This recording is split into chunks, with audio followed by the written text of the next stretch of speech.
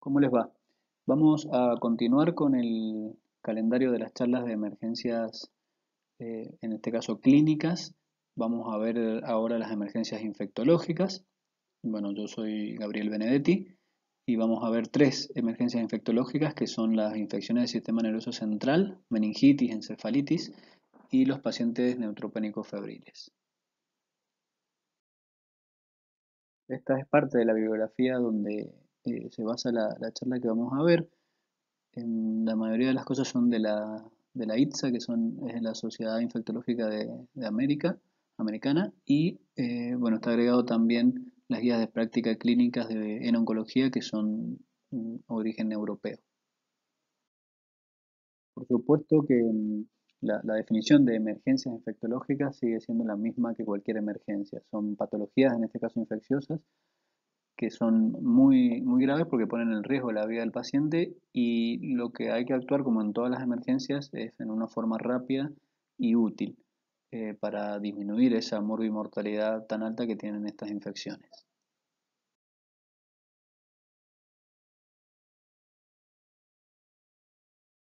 Vamos a comenzar entonces con meningitis bacteriana.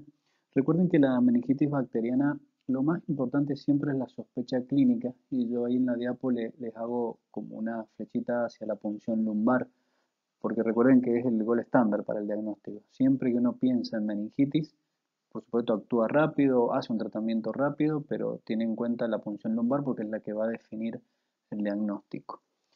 Las meningitis tienen dos focos más frecuentes de llegada al sistema nervioso. Por una diseminación hematógena, que es la más frecuente, serían infecciones de otro lado o ingreso por otro lado con bacteremia y llegada al sistema nervioso central.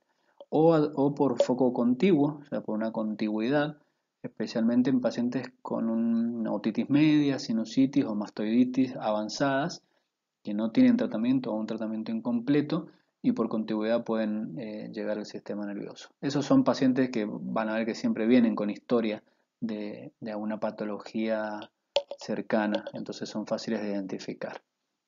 Los síntomas más frecuentes siempre es la fiebre y la cefalea, que son bastante inespecíficos, pero en estos pacientes tienen algunas particularidades, porque la cefalea es una cefalea distinta, una cefalea persistente, no es habitual en estos pacientes que tengan este tipo de cefaleas, ellos se dan cuenta, y son los signos precoces. Por supuesto hay que ir viendo y tener la sospecha clínica, no todo paciente con fiebre y cefalea va a ser una meningitis, seguramente, pero hay que ir viendo la historia del paciente para ver si estos síntomas son precoces o no. Y lo que más ayuda digamos, al diagnóstico bacteriano, para decir que es o pensar una meningitis bacteriana, es el trastorno de conciencia. Todas las infecciones del sistema nervioso alteran de alguna manera la conciencia, pero la meningitis lo hace en una forma bien cuantitativa, o sea, hay una depresión del sistema nervioso. Eso ayuda más a la etiología bacteriana. En lo viral, generalmente en las encefalitis virales, el trastorno de conciencia es más cualitativo. Ya lo vamos a ver cuando veamos encefalitis. Y los famosos signos de rigidez de nuca, de Kernin o de Lundzinski, uno los busca, pero cuando ya los encuentra, la verdad que el diagnóstico es muy fácil y siempre son cuadros meningios muy avanzados. Hay que tratar de no llegar a esos puntos. Siempre que tengan la sospecha de pacientes con meningitis, hay que revisar la piel, porque muchas de las infecciones bacterianas, la mayoría puede dar alguna lesión en piel cuando la afectación es mayor. No solo el meningococo, también los estáfilos, los neumococos, que son otras causas a veces de meningitis, también producen lesiones en piel. Acá tienen unas fotos de lo que es una meningococcemia. Ven la afectación que yo les decía. Cuando vean esto, lesiones purpúricas en piel o necróticas son probablemente un meningococo ya diseminado. Estos pacientes son gravísimos. Este es el síndrome de Waterhausen-Friedrichsen, que es meningitis, generalmente más la meningococcemia, o sea, en sangre. Y todas estas afectaciones son pacientes que pueden tener coagulación intravascular diseminada, shock séptico, bueno, son bastante graves. Pero como les decía, las lesiones en piel pueden aparecer por cualquier bacteria que haga una bacteremia en sangre. Esta es la etiología más frecuente de las meningitis bacterianas. Esto también ha ido cambiando porque cada vez tenemos más pacientes inmunocomprometidos, entonces cualquier germen puede ser causante. Pero, siempre hablando de adultos, especialmente hasta los 50, 60 años, el germen más frecuente es neumococo. Después tienen otras etiologías como el meningococo o los hemófilos influenza que han ido disminuyendo gracias a la vacunación. Después de los 50 años hay que pensar o 60 años hay que pensar en la listeria monocitógenes y en bacilos gram negativos. Listeria especialmente cuando hay epidemiología, cuando hay antecedentes, está muy asociada a brotes de alimentos o no mal pasteurizados, no pasteurizados o en mal estado y con cuadros digestivos asociados previos, diarrea, fiebre, más después un trastorno de conciencia. Ahí se podría pensar que puede estar listeria involucrada. Y esto es todo lo que hay que tener en cuenta cuando uno tiene al paciente con sospecha de meningitis, todos los métodos diagnósticos. El fondo de ojo, el examen físico neurológico, los hemocultivos, la punción lumbar y la tomografía. Lo que hay que ir viendo es qué es útil y en qué momento hacerlo. Hay algunas cosas que se hacen siempre. Si uno pudiera hacer el fondo de ojo para detectar un edema de papila y que eso me traduzca si hay hipertensión endocraniana, siempre es útil. Pero la verdad que no es lo que siempre tenemos a mano. El examen neurológico sí, porque uno debería buscar más allá de la rigidez de nuca y los signos de meningitis, buscar si hay signos de foco, porque nos van a ayudar a decidir o no si hay indicación de tomografía. Las muestras de cultivo siempre están indicadas. Los hemocultivos hay que hacerlos. Ahí la pregunta es cuándo uno le hace. La pregunta es apenas uno tiene la sospecha. Antes de poner el antibiótico, uno ya debería indicar y hacer 2 hemocultivos y después colocar el antibiótico. Y la punción lumbar, que siempre está indicada porque es, como les decía al principio, es el gol estándar, hay que definirla si uno la puede hacer sin necesidad de tomografía previa o hay que hacer una tomografía previa. Ahora vamos a ver eso. Pero si no hay ninguna contraindicación o ninguna sospecha para hacer una tomografía antes de la punción lumbar, se hacen los hemocultivos, la punción lumbar y después se inician los antibióticos. Acá les dejo cómo deberían hacer los pedidos, porque por ahí uno va estudiándolo, digamos la parte de meningitis y los estudios complementarios, pero después cuando está en el momento no sabe bien qué pedir, cómo se pide. Si ustedes pueden o alguien se hace la punción lumbar, lo ideal siempre es sacar 3 frascos de líquido cefalorraquídeo de por lo menos 10 gotitas y los 3 frascos se rotulan y se hacen pedidos específicos. Uno de los más importantes, que es el que más rápido va a estar porque se hace con el laboratorio común, es el examen físico-químico de líquido cefalorraquídeo, donde uno en el pedido debería ir indicado la realización del estudio en cuanto al aspecto del líquido, la glucorraquia, la proteinorraquia, el recuento y fórmula leucocitaria. Eso sería lo más importante. Pueden pedir otras cosas, pueden pedir pH, LDH, pueden pedir más, pero eso no les puede faltar esas 3 cosas. Y si en el lugar se hace un test rápido de antígenos, que generalmente son coaglutinaciones, para poder orientarse un poquito más en el tratamiento. Otro frasquito debería ir a bacteriología, por lo tanto tiene que estar rotulado como cultivo de líquido cefalorraquídeo y el pedido de tinciones especiales para gérmenes comunes o gérmenes atípicos.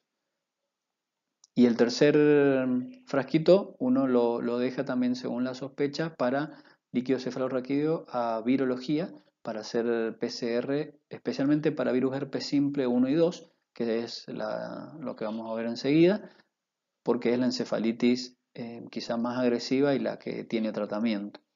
Entonces esos son los 3 frascos. ¿Por qué les pongo lo virológico cuando estamos hablando de meningitis bacteriana? Porque muchas veces estos cuadros en la clínica son difíciles, son meningoencefalíticos. Entonces con la clínica solo, por ahí es difícil y es muy arriesgado decir si es bacteriano o viral. Entonces uno hace el estudio complementario y pide ambos estudios y en el tratamiento incluso se instaura tratamiento para bacterias y también un tratamiento antiviral para una encefalitis viral. Y no está mal. Después con los resultados uno empieza a adecuar y adaptar el tratamiento. Bien, esta diapositiva estaba animada, pero le saqué la animación porque si no con el audio es un lío. Pero es para completar un poco todos los datos que ustedes pueden recibir de lo que hablábamos recién del líquido cefalorraquídeo. Vean toda la información que les puede dar el líquido realmente. El examen físico-químico rápidamente les va a poder decir el aspecto, que generalmente en la meningitis bacteriana es un aspecto turbio.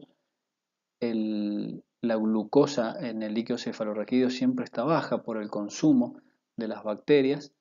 Las proteínas siempre están altas, hay hiperproteinorraquia, que no es un dato quizás definitivo, porque todo lo que sea infeccioso o inflamatorio en un sistema nervioso aumenta las proteínas. O sea que eso siempre va a estar en una patología del sistema nervioso. Pero la glucosa consumida no. Eso es un muy buen dato que orienta a bacteriano, también a hongos. Pero lo que lo va a terminar de dar la diferencia entre uno y otro es el recuento y la fórmula leucocitaria. Porque como ustedes saben, en las meningitis bacterianas siempre va a haber muchas células, glóbulos blancos a predominio de polimorfonucleares.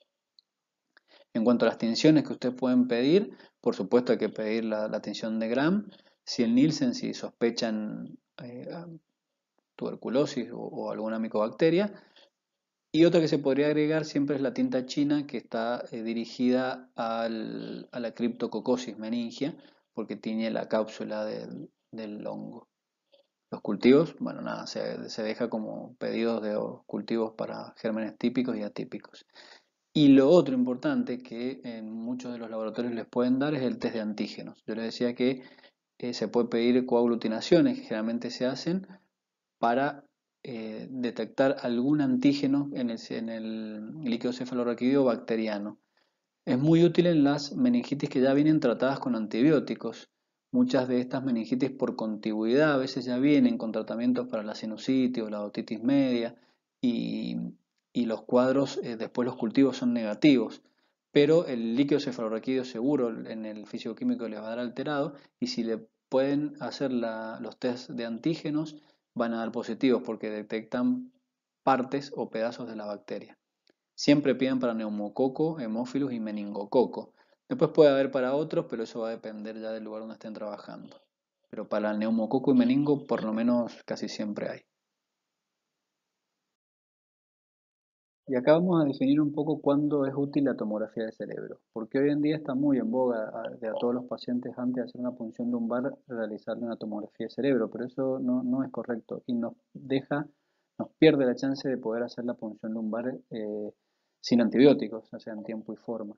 Entonces, cuando entra el paciente y uno lo evalúa y tiene sospecha de meningitis, lo prioritario es empezar el tratamiento porque es una emergencia infectológica. Entonces hay que hacer hemocultivos por dos y determinar si puedo hacer la punción lumbar o coloco el antibiótico y hago una tomografía y después le hago la punción lumbar si la tomografía es normal.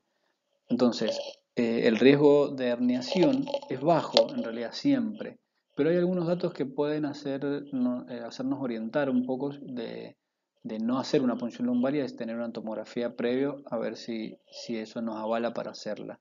Especialmente son pacientes que tengan un diagnóstico de inmunocompromiso, un HIV, un paciente oncológico que ha recibido quimioterapia o cualquier terapia inmunodepresora, algún paciente que tenga historia de enfermedad del sistema nervioso, especialmente reciente, algún tumor, ACV u otro signo o otro antecedente de infección del sistema nervioso.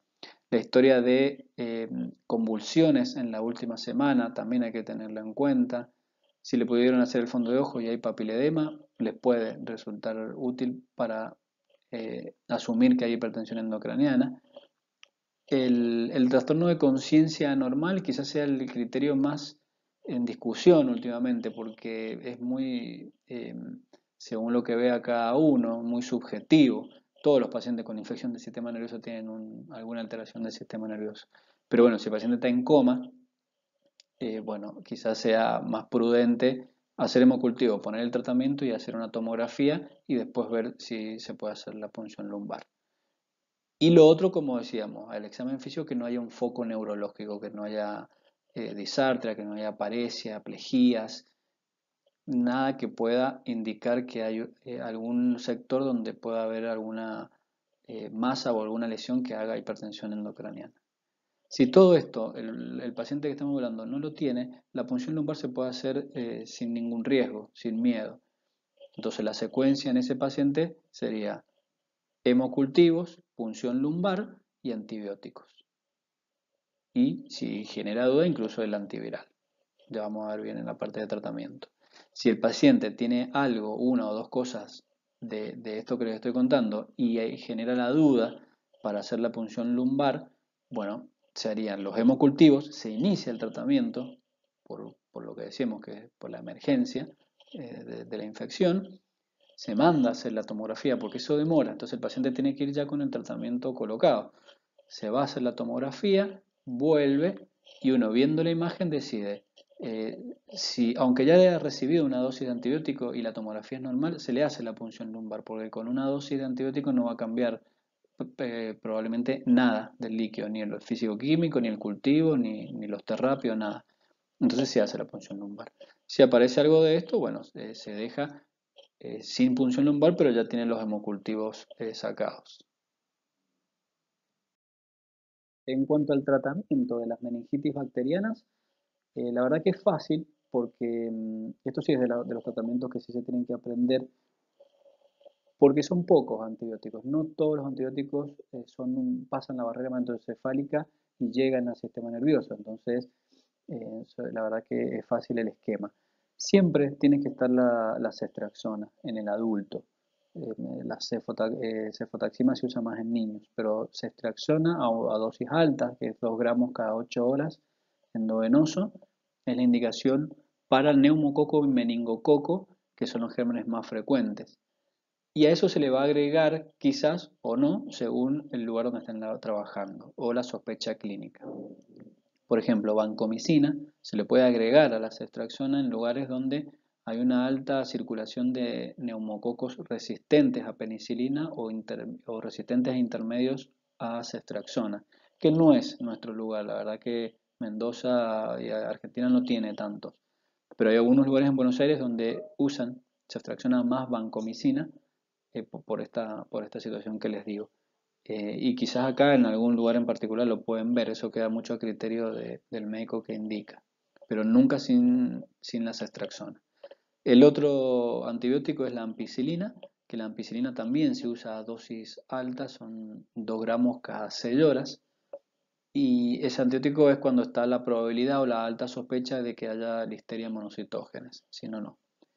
Siempre con dexametasona. ¿Por qué? Porque uno piensa en neumococo. Ya voy a decirles bien lo de la Dexa. Y estos son los antibióticos. Meropenem también atraviesa la barrera. Después, según la sospecha que uno tenga, puede usar otros antibióticos. Pero este es el esquema básico. Lo que les he puesto abajo es importante porque el tratamiento antibiótico, como les decía, nunca debe retrasarse para hacer la punción lumbar. Yo le he dado mucho énfasis a la punción lumbar, pero les dije que si uno decide no hacerla, no sabe hacerla, no tiene la aguja o no se anima, o el paciente tiene alguna, digamos, de estas contraindicaciones que diría, che, necesito una tomografía previo, bueno, está bien, no hace la punción lumbar, pero no detiene el inicio del tratamiento. Le hace los hemocultivos y le pone los antibióticos, en este caso ceftriaxona. Y después veremos cuándo se puede hacer la punción lumbar.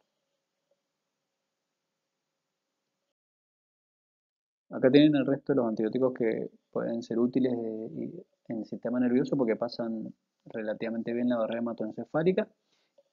Y está puesto el tema de los corticoides. El tema de los corticoides les dije que se coloca en forma empírica porque uno no sabe qué microorganismo tiene la infección en ese momento, pero está bien demostrada que es útil para neumococo. Y como neumococo es el germen más frecuente, entonces se coloca. Lo ideal es colocarlo antes de poner el antibiótico o en conjunto, como mucho 1 hora después del antibiótico, si no ya no tiene sentido colocar la dexametasona. Se coloca por 2 a 4 días, siempre que el germen después sea neumococo, si se confirma, si no se suspende.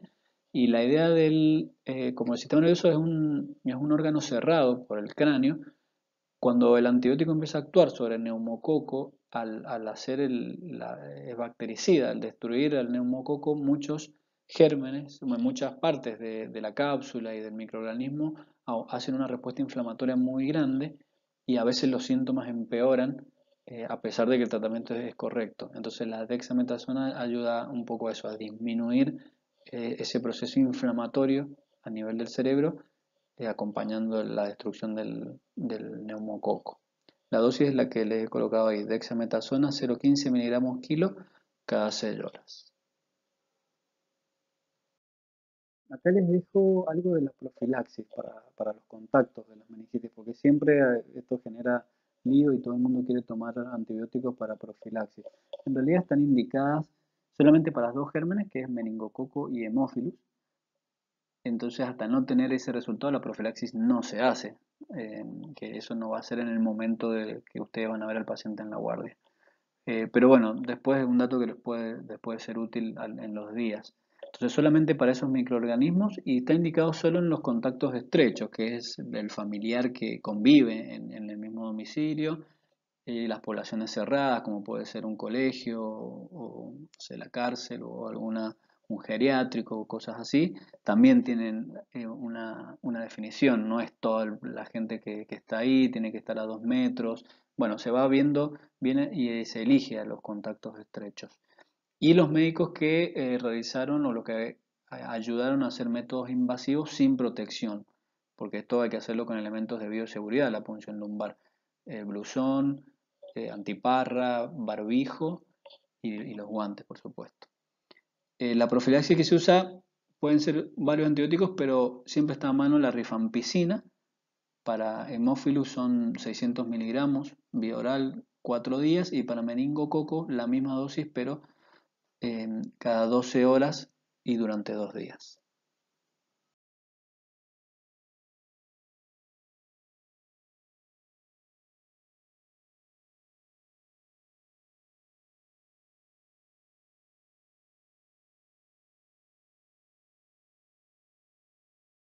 Bien, y ahora vamos a pasar a la otra infección importante del sistema nervioso, que son las causas virales herpéticas, como la encefalitis o la meningoencefalitis herpética. Esto también es una emergencia infectológica. Como yo les decía cuando hablamos de meningitis bacteriana, por ahí con la clínica es difícil diferenciar una de otra. Uno puede tener una sospecha, pero como son infecciones con mucha mortalidad y morbilidad, cuando uno no está muy seguro, el tratamiento en la guardia, por lo menos inicialmente, es para las dos situaciones. Pone el antibiótico y pone el antiviral.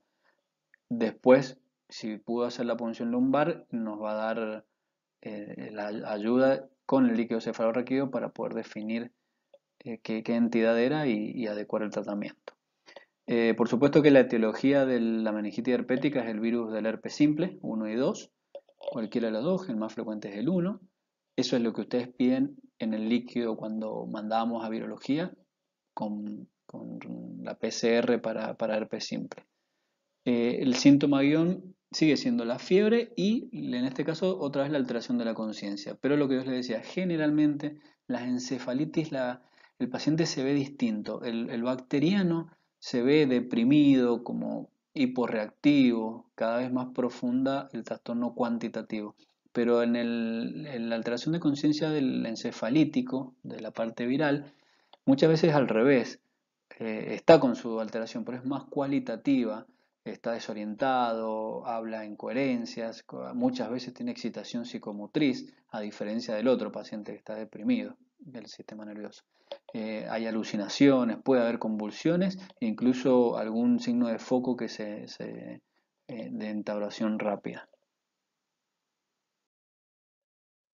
Acá vemos los métodos diagnósticos. Nosotros en la guardia, la verdad que lo único que vamos a tener a mano es la punción lumbar, que no es poca cosa, es quizás lo más importante. Una vez que le puedan hacer la punción lumbar a este paciente, van a ver que cuando pidan el líquido cefalorraquídeo, se pide lo mismo que para los otros líquidos, la glucorraquia, el recuento y fórmula de leucocitarios y las proteínas. Los líquidos generalmente son claros acá, no son turbios en lo viral. Realmente es un líquido claro con un aumento de células más discreto que comparándolo con lo bacteriano, pero la diferencia es que siempre el recuento es linfocitario o monocitos, a diferencia de la bacteriana que son polimorfonucleares. Eso es un dato importante. Y la glucosa, la glucorraquia también es un dato importante porque en lo bacteriano veíamos que estaba baja y en lo viral generalmente está normal o incluso un poquito alta. O sea, la infección o el herpes simple no consume glucosa a diferencia de lo bacteriano.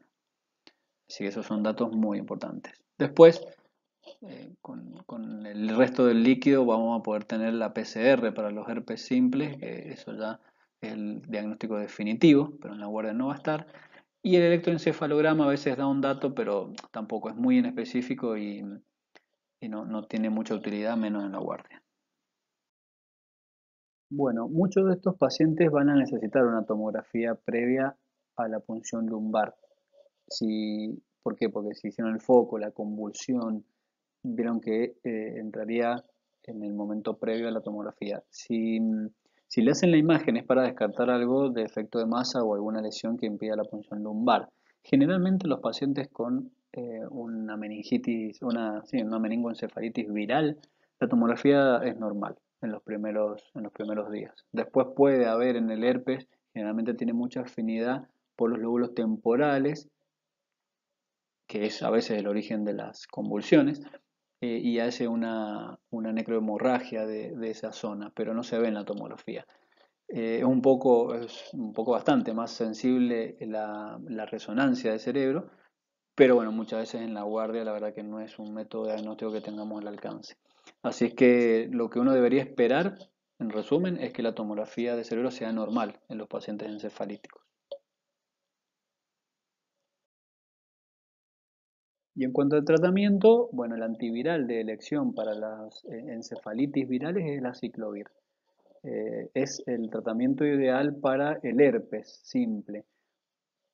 A ver, cualquier otro virus puede dar una encefalitis viral, pero ninguno es tan agresivo y los otros tratamientos no son tan específicos como esta patología. Entonces, por eso el empírico, cuando uno sospecha una encefalitis viral, es el aciclovir. La dosis es de 10 miligramos kilo cada 8 horas, siempre endovenoso, por 14 a 21 días. ¿Sí? Después, ya una vez internado, se reevalúa la posibilidad de realizar una punción lumbar nueva con una PCR de control. Bueno, eso ya se va viendo ya internado. Efectos de la guardia, lo que uno tiene que definir es la sospecha, los hemocultivos, la necesidad o no de tomografía, sino la punción lumbar siempre, mandar los líquidos con los pedidos donde corresponde y instaurar el tratamiento. Y acá otra vez, bien repetitivo he sido, pero lo importante que cuando la sospecha clínica es muy dudosa para definir bacteriano de viral, el tratamiento es conjunto. Entonces el paciente quedaría con todos estos métodos de estudios que les dije y tratado con ceftriaxona, por ejemplo, 2 gramos cada 12, más el aciclovir a 10 miligramos kilo cada 8 y la dexametasona. Ese sería el tratamiento completo de un paciente donde uno no puede definir una etiología u otra en la guardia. Acá tienen otras causas de encefalitis virales, como les decía recién. Nosotros siempre apuntamos a el herpes simple porque es el que tenemos que tratar. Puede haber otra etiología, sí, después se acomodará con el resultado de las PCR o del líquido cefalorraquídeo. Pero puede ser una encefalitis por el virus de la varicela zoster, donde de todas maneras el tratamiento también es con aciclovir. Puede ser un citomegalovirus, en pacientes inmunocomprometidos es más frecuentes. Ahí sí el ganciclovir es la indicación, pero ese diagnóstico en la guardia no se puede hacer y se verá ya en la internación. Puede ser una encefalitis o un cuadro encefalítico por el virus del HIV. Para eso primero hay que hacer el diagnóstico por el HIV y el tratamiento es la terapia antirretroviral. Eso también se ve en la internación y no es una urgencia. Lo mismo que con el virus JC o la la leucoencefalopatía multifocal progresiva, que es una complicación o una enfermedad marcadora del HIV, que también el tratamiento es con la terapia antirretroviral. Los enterovirus o el Epstein-Barr no tiene un tratamiento dirigido, es sintomático. Se baja la fiebre, se saca la cefalea y generalmente la evolución es buena. Los enterovirus son interesantes porque son bastante frecuentes. La mayoría de las encefalitis en gente joven o en niños son por enterovirus. Tienen antes un cuadro digestivo con un poco de diarrea o vómitos y puede haber un toque sí, encefalítico por un enterovirus, pero no hay un tratamiento específico y andan muy bien. Y bueno, otra etiología que no es infecciosa propiamente dicha son las ADEM o las meningoencefalitis desmelinizantes agudas, que son patologías autoinmunes, donde aparecen después de una vacunación o después de un cuadro infeccioso bien banal. Y acá el tratamiento, bueno, no es con antivirales, sino con corticoides, plasmaféresis o incluso gamma globulina. Bien, y ahora vamos a ver la última emergencia infectológica de la charla, que es el paciente neutropénico febril. Esto también lo he agregado en los últimos años porque la verdad que hoy en día, hagan la especialidad que hagan y estén donde estén, probablemente siempre se encuentren con un paciente neutropénico. Son los tratamientos inmunodepresores y los avances en lo que es la parte oncológica, tanto cáncer sólido como hematológico, han llevado a que haya muchos pacientes neutropénicos y está bueno porque es una forma de tratamiento para esas patologías que antes no tenían ningún tratamiento. Pero bueno, también traen algunos problemas y uno es el paciente neutropénico febril. Definir un paciente neutropénico febril, hacer el diagnóstico, digamos, ya no es tan difícil como veíamos recién con el tema de las infecciones del sistema nervioso, porque el paciente ya viene con fiebre o él mismo dice que tuvo fiebre y con un hemograma yo ya tengo la neutropenia. Pero las definiciones hay que saberlas bien. La fiebre en estos pacientes se define como una única determinación de 38,3 o más, o una determinación axilar que se mantenga por lo menos 1 o 2 horas con una determinación de 38. Esos pacientes ya son pacientes febriles. Y siempre hay que evitar yo sé que no se hace, pero en las guías todas sale donde no se recomienda el dosaje de temperatura rectal. Pasa que en los niños por ahí quizás sea más frecuente, pero en los adultos uno nunca lo hace y de todas maneras nunca habría que hacerlo en un paciente neutropénico febril. Entonces yo le decía que con la fiebre, o sea, un termómetro y un hemograma, uno ya tiene el diagnóstico de un paciente neutropénico febril. Y hay datos interesantes en la neutropenia. ¿Qué se denomina neutropenia? Uno, el valor que tiene que ver es el de los polimorfonucleares. Si hay menos de 500 en el hemograma, es una definición de neutropenia, o menos un recuento menor a 1000 con una presunción de caída a 500 o menos en los próximos 24 o 48 horas. Uno dice, bueno, ¿cómo adivino yo que tengo 1000 ahora y esto va a caer? Eso a veces se puede estimar porque hay pacientes que ya tienen el diagnóstico, ¿cierto?, de la enfermedad oncológica y la verdad que si hay algo que los hematólogos piden bastante seguido son y los oncólogos son los hemogramas. Entonces muchas veces estos pacientes vienen con un par de hemogramas de las últimas semanas y se puede ver la caída de los polimorfonucleares en cada uno de los hemogramas. Entonces, si uno ve que va en picada los polimorfos y el paciente está con fiebre, ese paciente se asume como un neutropénico febril. Después hay datos que pueden ser útiles para conocer un poco el paciente. Por ejemplo, la definición de neutropenia crítica, que son polimorfonucleares menor a 100, es un estado de inmunosupresión muy severa. La neutropenia prolongada, que se define como el paciente con menos de 500 polimorfonucleares por más de 7 a 10 días. También le da más riesgo, por supuesto, mientras más tiempo uno esté neutropénico, más riesgo de infección va a haber. Y lo otro a veces a tener en cuenta es la neutropenia funcional, que le llamamos. Esto no está escrito a veces mucho en las guías, pero ¿a qué le denominamos neutropenia funcional? Es muy específico de los pacientes con las leucemias agudas, con muchos blastos en sangre periférica. Entonces van a ver que tienen a lo mejor 30.000, 40.000, 50.000 polimorfonucleares y muchos blastos, por lo menos más del 10%. Y técnicamente esos pacientes no están neutropénicos porque tienen, al contrario, un recuento altísimo de polimorfonucleares.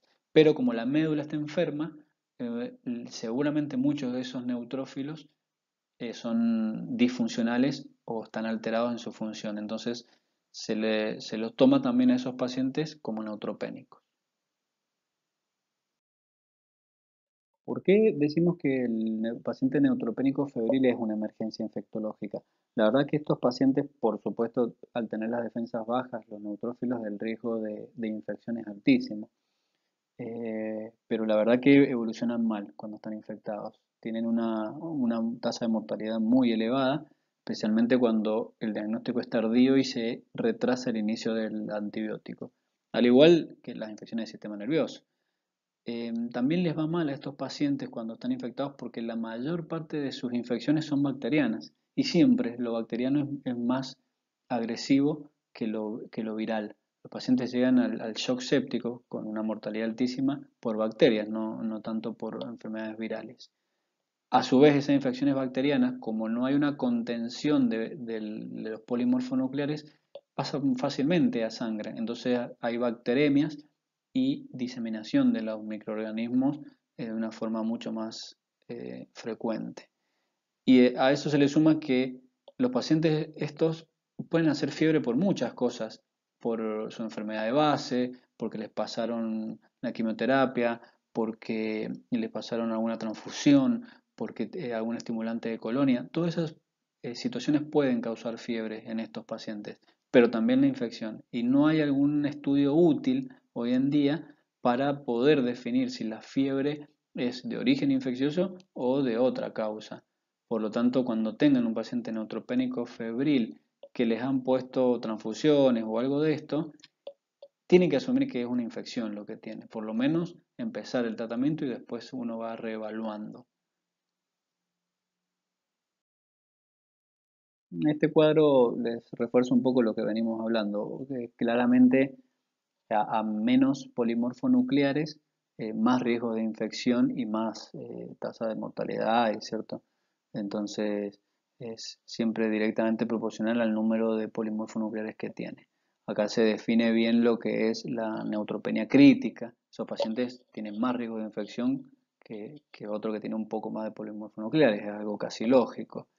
También influye en esto que les digo la prolongación de la neutropenia. Por eso la definición de neutropenia prolongada también es importante, porque también da mucho riesgo de infección. Estos son el resto de los problemas del neutropénico. Recuerden que el paciente neutropénico es un paciente muy grave, porque tiene muchas cosas en contra. Especialmente el neutropénico de una enfermedad hematológica. Son pacientes que no solamente pueden estar neutropénicos, sino que tienen otras citopenias. A veces la mayoría están anémicos, tienen plaquetas bajas, ni hablar si tienen blastos en sangre, entonces eso ya es un problema. Y otro problema es su quimioterapia, porque si bien obviamente es necesaria y es el tratamiento para mejorar estas enfermedades, las quimioterapias son muy agresivas, inducen a la neutropenia, dan otras lesiones como las mucositis u otras toxicidades. La translocación bacteriana es lo otro. Uno siempre tiene que pensar qué puede tener el paciente neutropénico. Por supuesto que el tratamiento empírico es de amplio espectro, pero después cuando los cultivos dan positivos, uno siempre trata de cuidar al paciente neutropénico del medio ambiente. Y en realidad el polvo, las plantas o eso, sí hay que tener una precaución. Pero el paciente neutropénico, chicos, se infecta de él mismo, de sus propios microorganismos. Lo que pasa que es flora habitual o agregada, pero que al no tener un adecuado número de polimorfonucleares no la puede contener. Entonces, la mayoría de los bacilos gram negativos infectan a los pacientes neutropénicos vienen del tubo digestivo, de ellos mismos, porque hay una translocación bacteriana que está aumentada y no puede ser detenida por la barrera de los polimorfonucleares. Y el origen de los cocos, especialmente los estafilococos, aureus o epidermidis, los cocos gram positivos que infectan a estos pacientes vienen de su piel, porque también la barrera de la piel está alterada y especialmente cuando tienen catéteres. Ustedes sepan que van a ver a estos pacientes con vías venosas centrales o catéteres implantados por donde les pasan la quimioterapia, que es un buen invento, pero bueno, también al romper o atravesar la barrera de la piel, bueno, genera esta facilidad para que haya infecciones por cocos gram positivos especialmente.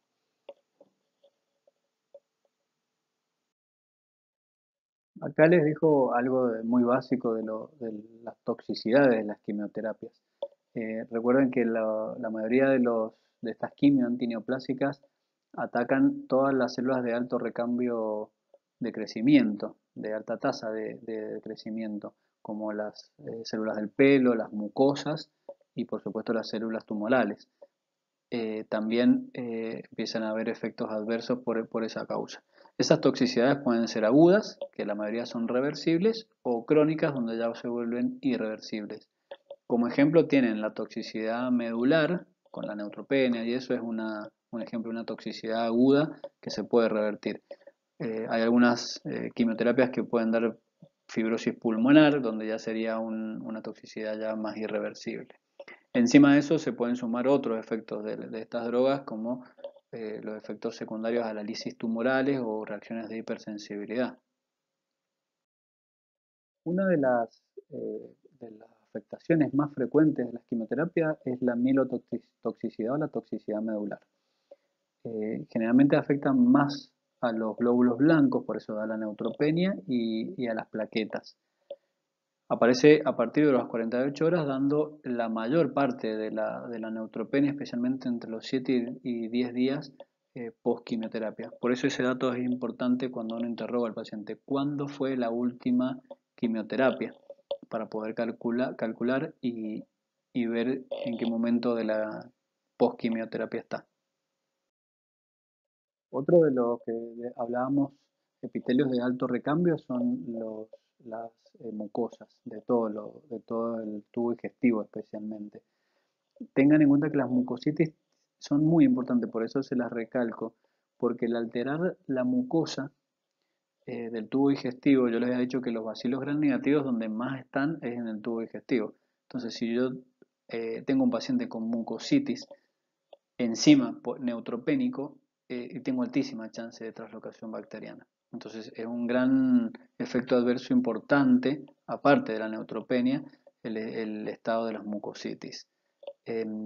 Especialmente las drogas como los fluoracilos, la actinomicina D, el metrotexate, son drogas que alteran mucho el epitelio de la mucosa digestiva.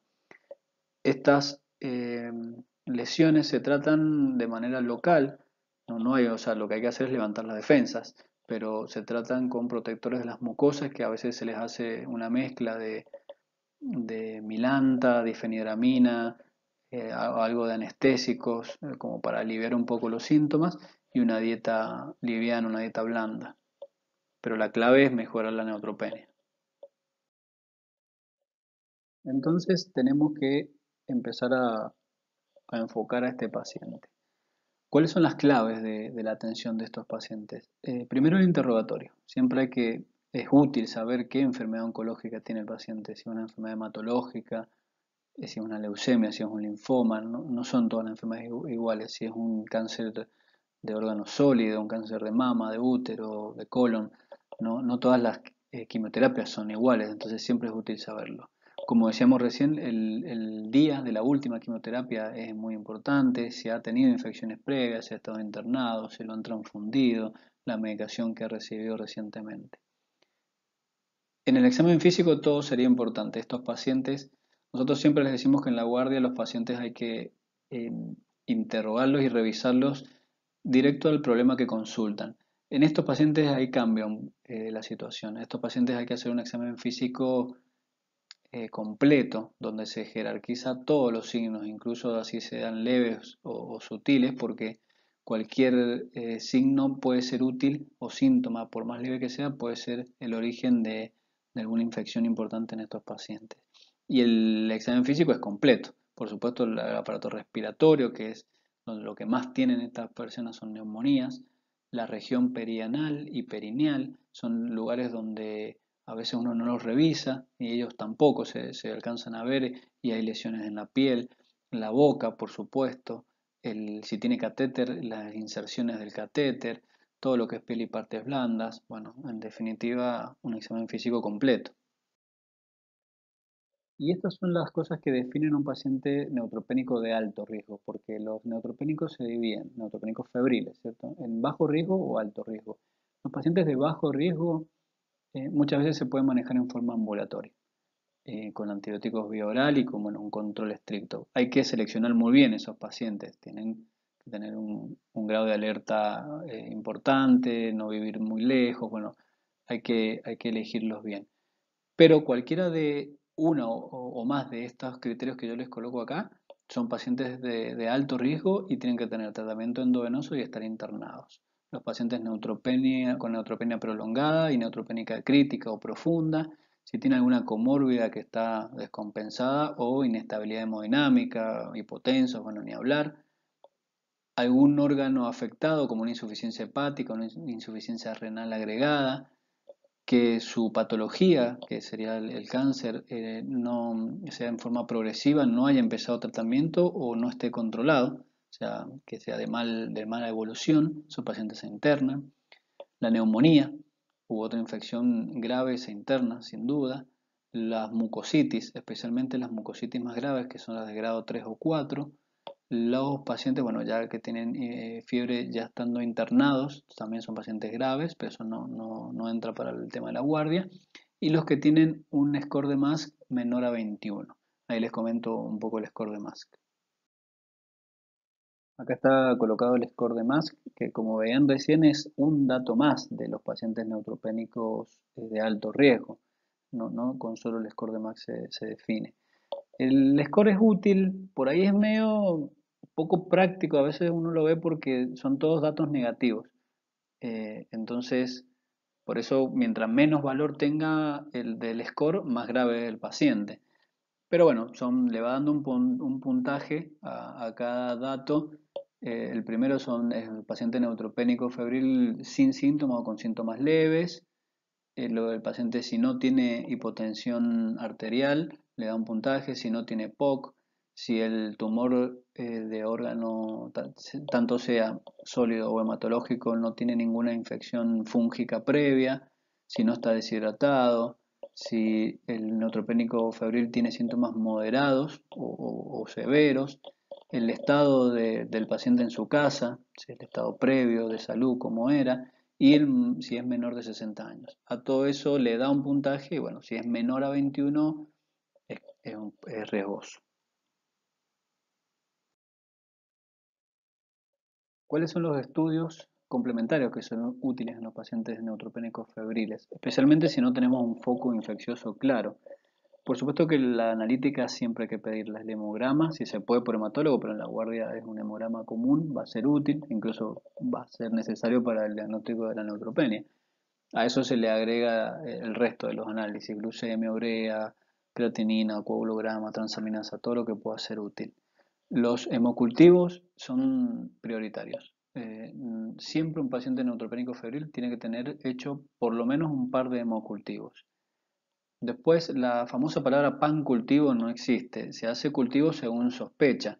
Entonces, hemocultivo siempre y uno elige otro cultivo si hay alguna sospecha. Un cultivo de orina, si tiene catéteres y la sospecha es el catéter, que muchas veces es un origen de las infecciones, se cultiva a través de los lúmenes del catéter, se hace cultivos transcatéter o retrocultivo, lo van a escuchar también, y así.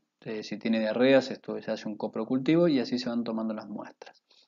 Y también siempre se pide una imagen de tórax. Como la neumonía es una de las patologías más frecuentes, una radiografía de tórax y si se puede, siempre se elige una tomografía de tórax, porque con esto de la neutropenia muchas lesiones o infiltrados no se ven en la radiografía claramente y la tomografía es mucho más sensible y específica.